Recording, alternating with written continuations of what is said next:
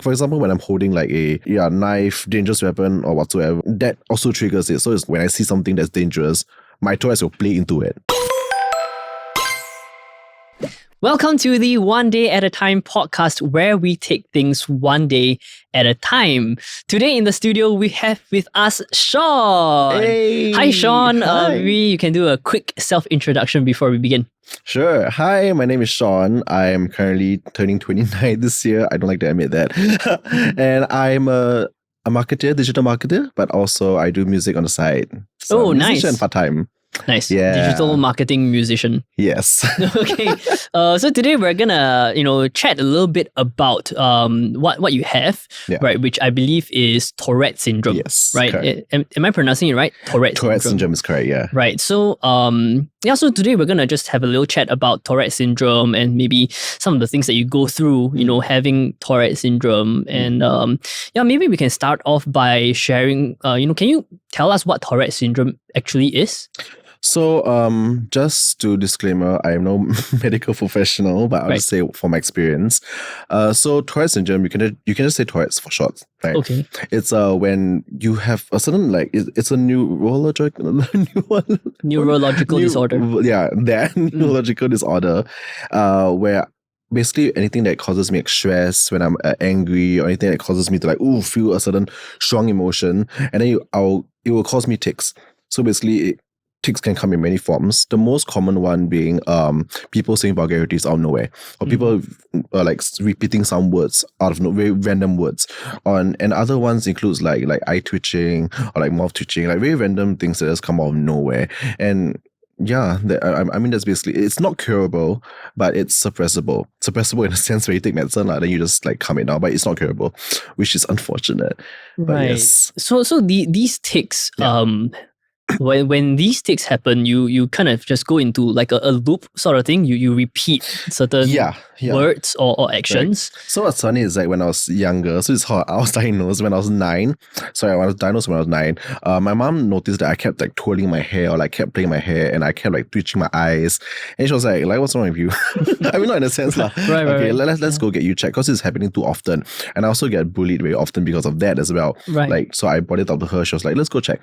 So then then I was diagnosed with Tourette's. We first went to a really shady doctor who had no idea what he was doing. I don't know why I remember that when I was 9. A GP or? No, it was just some general hospital doctor. Right. Then they referred me to an actual private doctor who specializes in Tourette's and stuff like that. Right. Then that's when they actually diagnosed me. Sorry. And then he said I have Tourette's because my tics came in many forms. It was stuttering, that it's also one, and then me just constantly saying vulgarities, which really concerned my mom. She was like, "Why are you shouting vulgarities at such a young age?" It's from what I hear, from what I pick up lah. So it's really many different forms, but that's the most common one I can think of. Yeah. Right. Yeah. Is it different for different people with Tourette's? Yes, definitely. I think it. Yeah, it's definitely different for people. It goes based on their experiences, what they experience from a day to day. So, for example, if they're surrounded by people who just keep spouting vulgarities or some trigger words, then they'll latch onto that. But I think the most common one would be just twitching and just random spazzing. I mean, that's not my Tourette's. just an example. Right. But the most common is just random actions. The most severe one I had was when I just randomly punched people. That is pretty extreme. That's very extreme. And there's one line my mom was like, okay, you need to up your dosage, because it's not going on. So you just randomly punch people, strangers. That's just straight up. And I'm so sorry. I don't actually mean that. Oh wow. I didn't realize it was so physical. Intense. I mean intense. Yeah. I mean before this talking to you, I thought Tourette syndrome, it's twitching. Yeah. It's very small actions, minor actions. But I didn't realize that it could potentially get you beat up lah. You accidentally punch people and you scold, you repeat certain words and it can be pretty tough lah. But when someone says sorry, I don't mean it, then that's probably not, they don't intend for it to happen. Yeah, I mean, but that is a lot more intense than I thought. So, it's so based on what you're describing, Tourette's is kind of like a glitch in the human body. Sometimes when you use the computer Yes. and it just goes a bit bonkers, and it just goes like, so it's kind of like that. Except you have it for life. So it's quite sad. You can't fix it. You can suppress it, you can't fix it. Yeah. All right, so you take medication. I used to take medication, right? Until I stopped because it was really increasing my appetite. And that's the whole reason why I gained weight at a young age and all that. It really increased my appetite. So after a while, my syndromes, not my syndromes, sorry. So after a while, my condition Lightened? Yeah, became better. Okay. And then my mom was like, okay, you can like just stop taking it or just forget to take it. Forget to take it is fine. Right.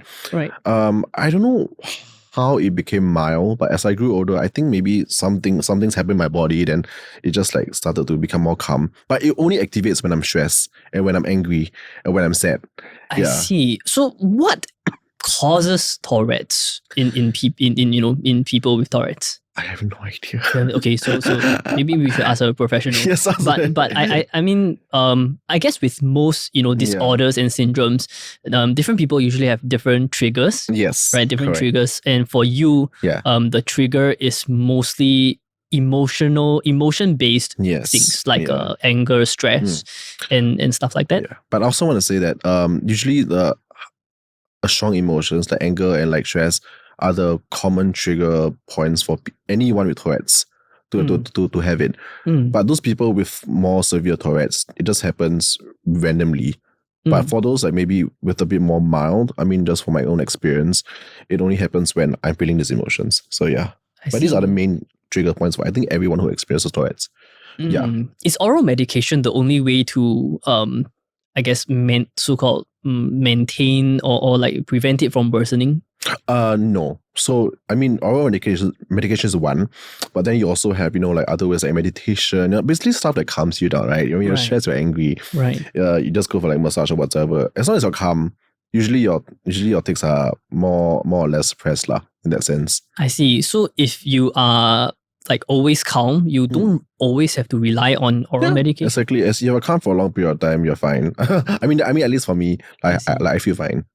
But trying to stay calm for an extended period of time can be pretty tough in today's society, right? We're faced with so much stimulation, emotional stimulation, right? It's like emotional stimulation. Yeah, correct. Right.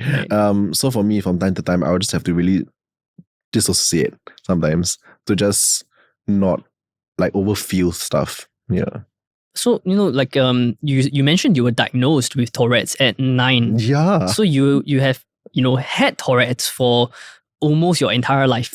Yes. Right. Yes. Has Tourette's caused you any, apart from the physical, I don't want to call it a disability, but like physical ailments things like the twitching and whatnot. Has Tourette's affected your life in any way? You mentioned like you were like kind of bullied a little bit when you were I think the main issue that I went through with Tourette's is the fact that I always got bullied when I was young in primary school. Because I know like kids, when you see someone behaving in a very weird way, obviously they don't understand what's going on, which is very forgivable. So they're like, like why you so like weird? Then as I grew older, like even secondary school, it happens as well. It's just throughout my life. I don't think it has affected me in like getting a job or like going to like getting opportunities, because for me, I mean, I'm fortunate enough to say that my Tourette's are quite mild, so people don't like see that. And even if it becomes like, people just ask like, are you okay? Like that's the main thing. And I'm grateful that people ask, are you okay, instead of like going, oh my god, like this guy is so weird, right? Which is a good thing in today's society nowadays. Right. So are you okay? Then I'll be like, yeah, I'm fine. Then we have those people who will always ask me like, are you okay? And then they will just like be overly concerned, which is like, I appreciate it, but sometimes it's like you ask once, are we okay? I'm like, yeah, I'm fine. It's just something that I can't help. Yeah. So it's not really like that big of a struggle where I don't get accepted to like places, but it's more like how people perceive me. And so far, I think people are more open nowadays. Like last time, back in the good old days, like when people don't know Tourette's, right, then they'll be a bit more like skeptical, or they'll be more harsh.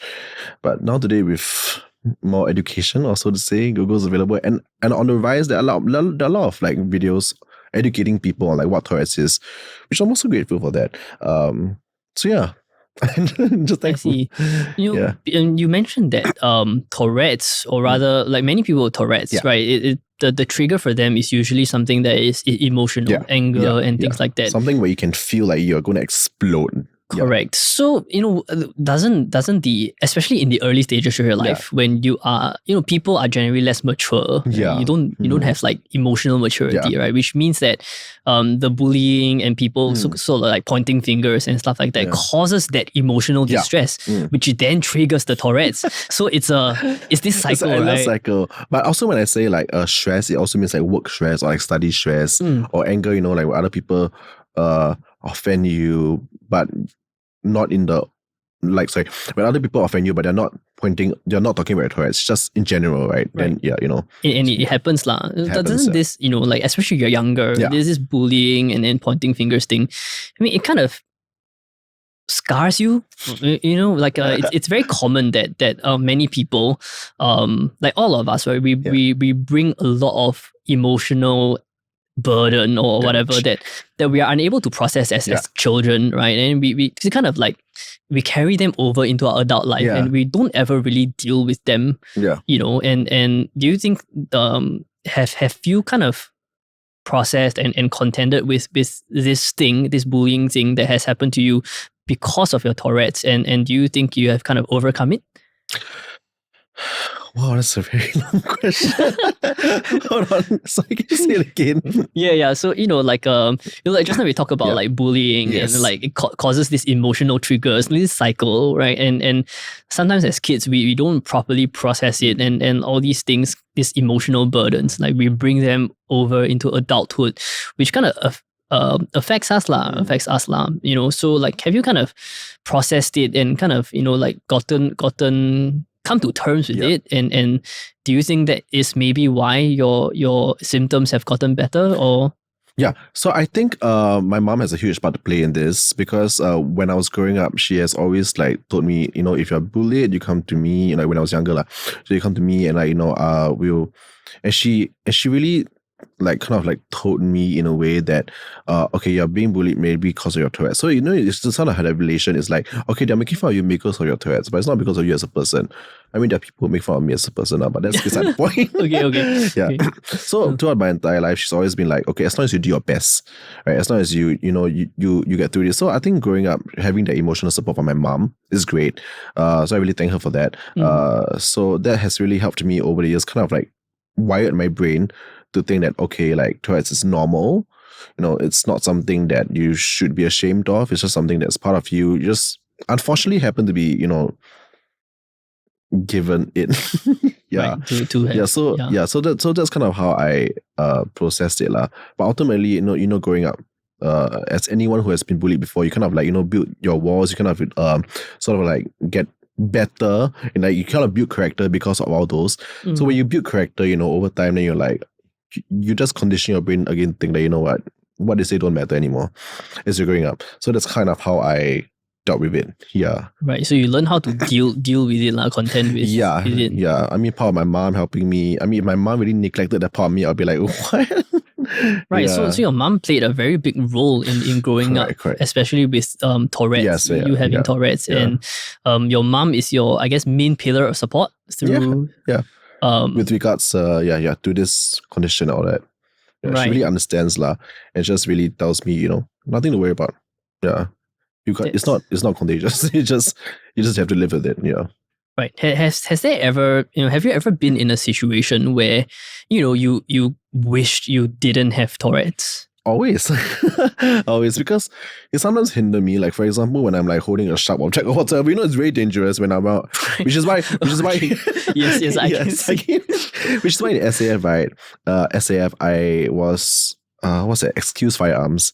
Right. Because you could just... Yes, correct. Which is very funny, because the thing is that I'm the only one, if another person in my entire platoon, who has this excuse firearms. So they had us go through the entire building the what's that gun called? The SAR. Yeah. Like the whole rifle. Had me assemble everything. Then at the end of the course, they're like, wait, you accept firearms because you're Tourette's. And I'm like, yeah, but I pass everything. So I'm like, okay. But thankfully, nothing happened when I was doing all those.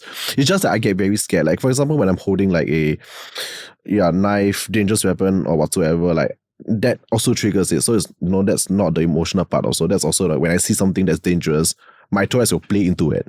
Right, because when you see it, you are emotionally distressed. Yeah, so which feeds into your which will make me want to do the action. So so in army, you are combat fit.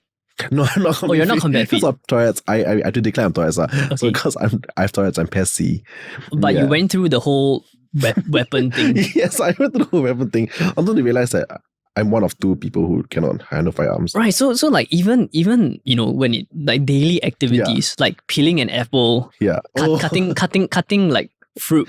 Yes. Knife. Using a blender type of thing. Yes. It's pretty dangerous. Yeah, it's damn dangerous. Right. Because sharp. Yeah. Because you mentioned that you're punching people, right? So if it was exactly okay. So yeah, but the thing is, the scary thing is I don't even have to be distressed to do that. It's just seeing the dangerous thing makes me want to do it. I don't know why. Like, I mean, I'm no serial killer. Yeah. Oh man, so do you know anybody else with Tourette's that has actually? Have you harmed anybody because of Tourette's? Okay, wait, define harm. Like what's the severity? I mean, okay, so like you mentioned you punch people but like I assume it's you don't punch them till they fall. And, of course. Yeah. So like, have you like physically like hurt people, accidentally cut them, or like like broken something because of this? Yeah. So back to the punching thing, right? So when I was a kid, when my Tourette's was at a peak, we were overseas with my mom and my family. So I just like swung my back and hit some lady behind me. Swung your what? I swung my back and like hit some lady behind me. or like the other times where I would like actually punch people and they were like, oh. Like it hurts, I would punch my mom, like what the hell. And also like for example, when there's a very fragile thing in front of me, like a glass of Coke or whatsoever, I tend to like I just want to punch it for some reason. Yeah, so that has happened before, like just not people, but also like inanimate objects. No, does this make you feel like afraid of because when you are just hanging out casually with people that you love and like you could like hurt them, right? Does it make you afraid of this, or have you found a way to manage it? It doesn't make me afraid when I'm around my loved ones because they already know that I have Tourette's. But the funny thing is because it's so mild, some people who know me recently, they don't even know I have Tourette's. Yeah, so I mean, I'm kind of not afraid because I learned how to control my tics. I've learned how to control it, so it's actually not that bad anymore, and I don't feel like I'm going to like, unless I'm obviously holding a gun, then obviously that's a whole different story. Right. But without any like dangerous objects around me, I'm fine. But if there are like dangerous objects around me, then I'll be a bit more careful. I'll be a bit more like wary. Yeah. So these days, I guess the symptoms are very well managed. Yes, they are better well managed as I grow older. Have you completely stopped oral medication now? Yeah, I've completely stopped it. For how long already? Oh my god, for more than 10 years. Wait, hold on, no, nothing.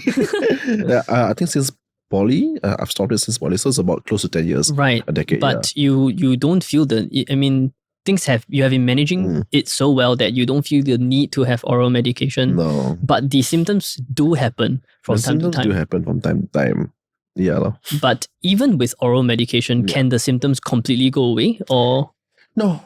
So again, like Tourette's is incurable. So it's only something they can suppress. So even if you are completely mild, it's still there, but it's mild. Yeah. Yeah. That's the sad part about it. I just have to live with it. Yeah. Forever, for the rest of your life. The rest of my life. So what are you doing that is helping you manage the symptoms or the condition, like managing your tics and all that, punching? I guess, I don't know, over time I feel less of the urge of a tick, not punch people, urge of a tick. I feel less of it. And the thing is, I don't know what I've been doing. Maybe it's just an age thing, but I thought about this. But at the same time, there are people who are my age or older who still have very severe tics. I mean, so I guess it really varies from person to person. It's just for my case, maybe when I grow older, it just subsides more, same like acne on face, where it subsides more as you grow older and go through puberty and all that. Do you think it's because I mean, I have no idea. I'm like no medical person, Yes. but do you think it's maybe because of, as you grow older, we are more emotionally mature, Yeah. right? Yeah, and like you mentioned that a lot of the symptoms are actually caused by strong emotions. So when we learn how to manage our emotions, it kind of has a positive impact on your condition. Do you think? Yeah, definitely. Then yeah, definitely. Like like as you grow older, you tend to like compartmentalize, or like just learn how to be more calm with situations that you wouldn't normally be calm with in the past. And that's I think that's a big part, which is a very good point. I did not think of that. Right. So emotional maturity. Yes, emotional maturity. So would you say that, for people with Tourette's who, basically have symptoms that get pretty severe with emotional distress, one of the ways they could potentially manage it, apart from oral medication, is to seek or do activities that help them manage their emotions, keep calm, like yoga. Sports is also a really good one. Like sports, okay. I figure that when I do sports, when I go gym or whatsoever, it doesn't, like, I have no tics, and I feel more like, obviously, I feel more calm. That's why they say when you exercise, it gives you a lot of benefits, and this is ultimately one of them. Right. Yeah. So there is no one method that you employ yourself to kind of there's no one method. Get rid of it, but essentially it's the idea or the concept of keeping calm and being in touch with your emotions. Yes, correct. Yeah, you got it. In touch with your emotions, and like just basically do whatever that not say prevent anxiety, because it still happens, but like just lessen it. Yeah. Right. So right now, Tourette's doesn't cause you any major issues in life. Thankfully not. Right. But then, there are people out there who have very severe Tourette's, and that has caused them, I don't know, maybe even their jobs sometimes, even, when you have like employers going, oh, we can't have, especially those people with like, in jobs who are more, especially those people who have more customer facing jobs. Right. I think that's also like a kind of struggle for them as well. When they have severe tics, and then they have to face customers, and they do all these sort of tics, and then customers are like, what? Like sort of like, you get these people, you hire these people for your business, sort of thing. So I think that's one of the big major struggles you have for people with severe Tourette's. Yeah, it's tough, right? Because it's kind of like this cycle where you have your tics, and then you face a customer, and then every time you face a customer, you get stressed because of it, and then you get your tics, and then it's very hard to pull yourself out of it. I would imagine. Right. I mean, so for you, I'm sure, in the beginning, apart from your mom being a very strong support system, how did you kind of manage to pull yourself out of this loop where your emotional distress causes the symptoms causes more emotional distress, and then the emotional distress causes it's basically a feedback loop. So how did you apart from the support how did you figure out how to kind of pull yourself out of it? Wow. How did I pull myself out of the loop? Growing up, I just let it happen. Right. The support of me, I just let it happen and just let it go on. So then it just, over time, if people want to accept me, then they will. If people don't want to accept me, then they won't. Sort of, I sort of developed by myself, because so many people have rejected me over that course. So it's just like a sort of like building your awareness, sort of. Yeah. Being in touch with yourself emotionally. Right. Yeah. That exactly. thing. I see. Exactly. Are there any misconceptions that you might have? Okay, so let me rephrase that. I mean, there are people who have misconceptions about Tourette's, right? I mean, you mentioned that now with like basically the internet, people get access to information more easily. Yeah. But have you ever encountered a person or people that have misconceptions with regards to Tourette's, and you have trouble because of that? Yeah. A lot of times, misconception wise, I think a lot of times people think that you're doing all this weird stuff. I mean, even though the internet is still readily available, most people still don't know what Tourette's are. And usually when those people who know Tourette's, they only know it from like funny videos who make fun of people with Tourette's. Yeah, so I wouldn't say it's so much of misconceptions, but it's more like, oh, they know this person has tics, but they still find it funny, which is not very nice, I mean, in my opinion. Right? And the thing is that it's sad because people don't people don't go like search like what's Tourette's and like learn about it properly before they see all these videos, but they actually learn what Tourette's is from these like comedy videos, sort of to speak. Yeah, so I think that's the one point I like to address as well. Right. That it's not nice to put people with Tourette's in this light, which is many a times what the media portrays people with Tourette's. You know, like you saying vulgarities. And this has sort of stuck in people's minds, like, when people with having Tourette's, it's supposed to be funny because it's laughable. And they're like, I'll just laugh it off, like, you know what I mean? So it's just not nice. Right. Also, but I think it's less misconception, and it's more just them knowing that it's happening. Right. But at the same time, they still, choose like go with the crowd, which is to, make fun of people with Tourette's, and that is one of the main struggles, I think, for people with Tourette's. Yeah, when they try that, because when I say, I have Tourette's, right, then people say, are you? They immediately say, are you the person? Like, are you the kind who like shout vulgarities? Like, can you like do this? And I'm like, what? So it's kind of like people kind of know what Tourette's is, but the misconception is still very strong because they don't fully understand or empathize with the person who is going through the symptoms, right? And because it's something that's very physical in nature. You can see it with visual. Correct. So it could come across as something comedic, something done on purpose. And even if they don't know it, like if they see it, someone shouting vulgarities, obviously the natural instinct is for it to be funny, right? And they just avoid that. Even if they don't know what Tourette's is. So then I tell them, I have Tourette's. Then they're like, okay, like, sorry for making fun, but it's still funny. I'm like, it's not funny to begin with. It's just one of those things, like kind of like like it's just casual racism sort of thing, right? And it's like it's like people there's certain stereotypes, especially in Singapore, right? Like multiracial, there's a lot of stereotypes, certain races, and people just casually laugh at these stereotypes, and it's not nice. But somehow it has become so widely accepted that people feel like it's okay to do it. But it's really not. Especially to and the thing is, I don't think a lot of people with Tourette's have actually spoken about it. I don't really know whether they just let it happen, but I've never seen anyone like say, this is like not right to like be like laughed at.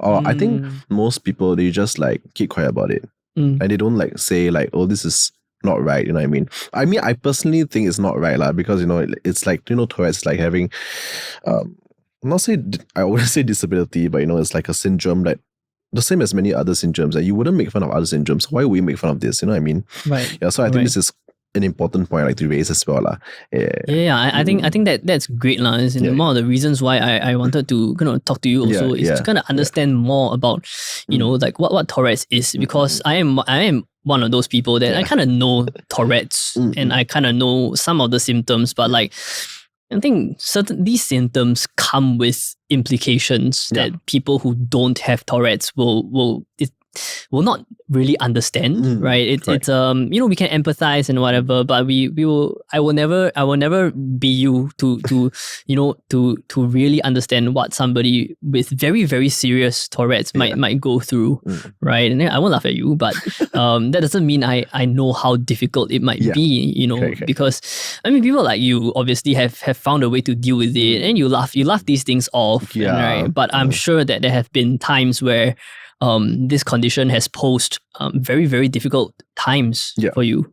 Definitely. Right? And for some reason, somehow, you managed to find the zen and to kind of pull yourself out of it. And is there like a, Tourette support group you're in Singapore or something like that? Okay, so I'm not sure about now, but in the past, when I first had Tourette, like when I first discovered that I had Tourette's, my mom would bring me to all these like conventions, and like that's where I would meet like different people with Tourette's, which is very interesting. And also like got close to this like guy with Tourette's, and then we bonded over the fact that we have Tourette's. It's quite interesting. Right. But there are support groups and there are communities out there. Not sure about now. Now would be more prevalent, but now because my Tourette's are mild and it's a part of me, I don't think my mom sees a need for me to go, connect with these people elsewhere, because I personally know how my Tourette's work. already. Maybe because I was brought there as a kid, because she wants me to understand more about Tourette's and wants me to see how other people are like. So, like I can be like, oh, they're like me as well. There's nothing wrong with them and all that. How to kind of manage it, right? Correct. I'm pretty sure there are support groups out there. I'm just not in one right now, but there are. So you have met other people with Tourette's? Yes. Are there many people in Tourette's with Tourette's? Are there many people? Honestly, I don't know, because people at Tourette's don't say they have Tourette's. Right. Yeah. It's only like, for example, Billie Eilish, she has Tourette's. Oh. And yeah, exactly. You wouldn't know that because she wouldn't say it. Like, it's not something that you would say. But yeah, I'm pretty sure there are a fair amount of people at Tourette's. Right. Is that maybe it's not that much, but there are. Right, I mean, people don't come out to you and say like, "Oh, I'm sick with." I mean, hi, I'm Steven. I have Tourette's. yeah. I mean, people don't do that, lah. Yeah, right? of course. One of my favorite singers have Tourette's. It's not Billie Eilish. I believe Louis Capaldi has Tourette's. He has very severe Tourette's. Right, pretty bad. Like it gets it really physically disables him. To perform. Yeah. Correct. Right. Yeah. So do you think having Tourette's has taught you anything? Maybe. Because of Tourette's, you have learned how to learn the Zen or manage your emotions, because you don't want the symptoms to happen. I think for me, like having Tourette's has made me more sympathetic to people with syndromes, illnesses, disabilities. Have made me understand okay, you're going through this as well. So I can understand, because I also have a sort of like a syndrome as well. So I think this has made me more sympathetic in general, and just made me more. I mean, apart from being more sad, but just being more understanding as a whole to like the human nature and just, yeah. Right. And accepting that there are things that people do that is not always within their control. Exactly. Right? Yeah. Because I have it firsthand. So, I will understand if someone says, oh, they can't help it. I mean, some situations, not all, sure. Obviously. Yeah. Then, I'll be like, yeah, I immediately get it. I don't question them, because same. Yeah. I mean, because you actually got diagnosed very young at 9. So, I mean, at 9, you generally don't fully understand what it means to have Tourette's.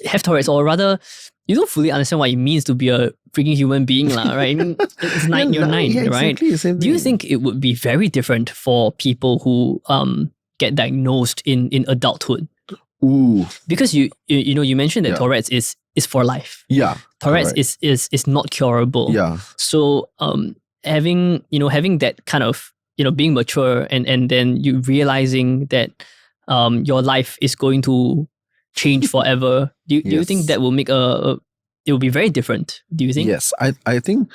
Oh wow, people who get diagnosed at a later age. I think I would say later age would be like when you're in your teens. Yeah. I think it might be harder for them. Yeah. Especially because when you're growing up and then you get bullied and you're like, I don't know why I'm getting bullied. Like I don't know what's happening to me. You know what I mean? And those people who can't afford like such healthcare and stuff like that, they'll definitely struggle. So what was the question again? do you think it would be a lot? I mean, would it be very different if you were diagnosed at a later age when you're more mature? You understand what the implications of having Tourette's for life.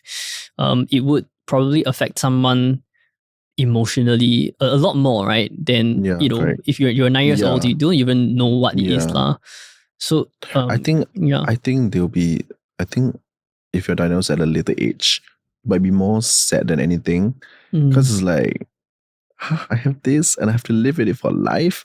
As supposed to when you're a kid, you're like, okay, I have this, cool, and I'll just stick with it, I guess. Yeah, right. I mean, you definitely. I think people who diagnosed at a late age, no matter what syndrome they have, no matter what illnesses they have, you'll definitely, have some sort of emotional damage. But yeah, it's a for life thing. So anything that's for life is very scary, honestly. Right. Yeah. So I mean I can't imagine how it feels to like know at such a later age. Right. But it must be scary. Yeah, I'm sure it is. I mean, would you say that in a way, you are quite lucky that you got diagnosed very early? Yes. So like you basically had your entire life to learn how to manage it and deal with it. Yes. For that aspect, yes. And basically, if you get diagnosed at a later age, right, you basically learn different habits. You have a lifestyle. Yeah. like at 9 you don't have a lifestyle, like right? Kids don't have you have a lifestyle, and Yeah. to try to come to terms that your lifestyle has to completely change because Oh, okay. Lifestyle changing wise, right? I mean, I feel like if you're diagnosed at a later age, right, you wouldn't really affect anything because you already established you as a person. You fully established your opportunities as a person. So then having Tourette's is just like, oh, I mean, it's obviously sad, like what I said, but it's like, oh, it's like a part of my life, actual thing I have to deal with. But it's not something that you have to like constantly take medicine for. It's not something that is chronic, you know what I mean? It's not something that, yeah, it's definitely not chronic, it's definitely not contagious. It's just if they learn about it properly, then they would know that it's really just something you have to deal with, just something you have to work around with. But you don't have to change your life 360 degrees for it. I mean, just specifically for Tourette's, you don't have to change your whole life for it. You can continue living your life. It's just how you accept it, like how you embrace it. Right. Yeah. It does cause major inconveniences, but it's manageable. Like, correct. Yeah, it does. I mean, it depends, right? Like maybe if you're a pilot, yeah, sure as hell you're gonna stop flying a plane lah, because you. It's a hazard. It's a work hazard. But I think as you grow older, definitely people notice this sort of things. But then, at some point in your life, even before you become a pilot, you have to know that you have Tourette's. Yeah, usually because it's very visible. It's very visual, like what you said. Right. Visual, very audio. So naturally, people pick up on it, and people will be like, "Are you okay?" Right. I mean, so ultimately, then you have to go get checked. Do people get diagnosed with Tourette's at a very late age, you think? I don't know about that. You don't know? I don't know, so but it could be any... It's a high possibility that it happens, yeah. Because some people, maybe they think, it's part of anxiety, or it's part of something that I don't know, it's just something that they just feel like doing, and they think it's normal. Like exactly, like for me, apart from Tourette's, I also have synesthesia, which means I can associate colors in my mind with like certain dates and certain numbers. It just happens in my brain. Oh, but that's not exactly a disorder. That's not a disorder. It's a very interesting thing. I think it's like magic. Yeah, it's like magic, exactly. But I think it's like having synesthesia is like, for me, I thought it was normal. I thought everyone had the same thing. But apparently it's only one in 20,000, 1 in 200,000 people who has it. So you can interpret things as colors? Yes. So I can basically, So basically when I hear music, I don't visually see colors, but it's in my head. And when I read books, I see like, colors at the back of my mind, like also see each letter, each color. So it's very colorful in my mind. My mind is very colorful. That's cool. That's cool. I'm also in the creative scene. But yeah, I mean, with that said, right, it's like, you wouldn't know that you have it, and you would think it's like a normal thing. You would think everyone has it as well. Like if you have something applies for Tourette's, you might be like, oh, I'm like fidgeting and everything. But other people might have it, but it's very mild for them, maybe. Right. Tourette's is a neurological disorder. Yes. Right. So you get diagnosed by a neurologist? Yes, I got diagnosed by a neurologist at NUH. Correct. I see. Yeah. So, but like based on your understanding, at least, there is no real there's just like cancer cells cause cancer. Yes. But you don't really know what causes it. Correct? Yeah, correct. I don't really know what causes it. I mean, there's probably an explanation somewhere, but there's an inkling of like stress factors, emotional distress having relation to Tourette's. Correct. I see. Yeah. Do you have any I guess advice for people, for somebody who has been through the journey with Tourette's? Would you have any advice if anybody who was just diagnosed with Tourette's is listening to this? So if anyone has Tourette's is listening to this right now, I think just know that okay, so like with anyone with Tourette's, right, it is a part of your life, right? It's not going to go away. So really, when people ask you why you're going through this, just simply tell them. Because ultimately, at the end of the day, it's normal. It should be normalized, right, Tourette's? Yeah, like any other form of illness or any syndrome, any challenges you face, it should be normalized in that sense. And so just explain it to them that you're Tourette's. Whether they want to accept it, it's up to them. You don't have to be like, oh, please accept me. No, but it's really, it's part of your life, right? So it's something that you can't, it's not going to go away. There's no cure for it. So just live your best life and yeah. And be your most authentic self. Yeah, exactly. Be your most authentic self. Live your best life. Pay them no mind. That's that sort of stuff. Yeah. So being Zen is the Yes. cure for Tourette's. There's no cure for Tourette's. It's It's the just way it's to a manage. suppressant. Yeah, it's a way to manage your Tourette's. Yeah, just basically be calm, centered, know where you stand emotionally, Mm. and yeah, just have it focused, I guess. So focus on yourself, work on yourself basically, Yes, right? Be very basically work on emotionally aware, Yes. understand Yes. the feel Yes. feelings. Yes. Feel feelings. And also understand right? that people might make fun of you, but don't take that to heart. That's very Right. important. That like people will. There are many people out there who will still laugh at you, but don't take it to heart and just explain to them nicely. Right. Because I mean, like, do you think suppressing these feelings of like emotional distress and everything might come back to bite your ass because it's a suppressed feeling, which is basically what causes the symptoms, right? It's not say suppressed feeling. It's just suppressed tics, I guess. Right. It's because emotional distress. Yes. Like, Emotional feelings- distress causes it. Right. Yeah. Feelings are there. Even if you suppress the feelings, they might still come back up and eventually cause some of these tics. And I mean, don't suppress your feelings. Just just feel your feels. If it comes, it comes. let feel the feelings. Yeah, feel the feelings, let the things go. Nice. Okay. I'm very happy to see that you're dealing with this very well. And we are a very sick generation with many disorders, and I think it's important for everybody to learn how to deal with what they have, whatever disorder that they might have, and to like you mentioned, live your best life despite of certain physical hindrance that you might have. Yeah.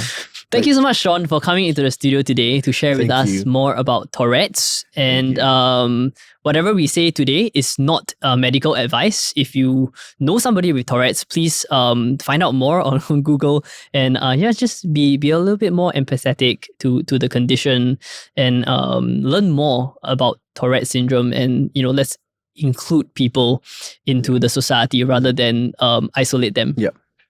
Thank you so much, Shaun. And we will see you again next time on the One Day at a Time podcast, where we take things one day at a time. Peace. Peace.